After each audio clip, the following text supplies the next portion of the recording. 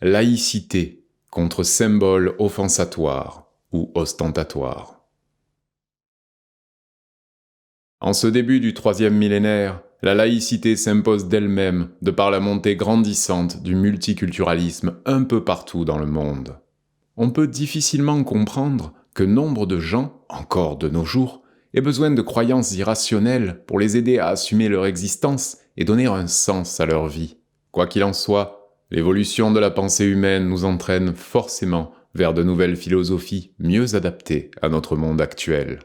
Pour plusieurs d'entre nous qui se sont affranchis de tout dogme religieux et qui entretenons un système de pensée plutôt rationnel, le phénomène des croyances nous attriste et nous offense.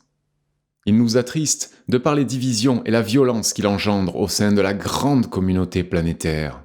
Il nous offense aussi en interférant sur notre système de pensée rationnel qui a pour fonction d'assumer de façon autonome et responsable notre existence et de soutenir, par nos implications personnelles positives, celles des autres. Certains croyants pensent que l'absence de croyances religieuses est un signe de désespoir qui empêche les gens de vivre heureux. Au contraire, l'athéisme et l'agnosticisme sont plutôt des indicateurs d'une bonne santé mentale. C'est facilement mesurable au sein des populations. Chez les croyants, par ailleurs, on peut observer beaucoup plus de suicides individuels et collectifs de par le monde. Ici même, en Amérique, quelques sectes religieuses nous en sont témoins durant les dernières décennies. À chaque année, le fanatisme religieux fait des milliers de victimes innocentes qui sont tuées au nom d'un dieu ou des dieux à travers la planète. La laïcité n'est certes pas la panacée, mais elle peut tout de même dresser des balises contre les propagandes religieuses néfastes qui menacent présentement l'équilibre psychologique du genre humain. Soyons vigilants. Nul doute que la non-circulation des symboles religieux offensatoires dans nos institutions et sur la place publique serait un premier pas dans la bonne direction.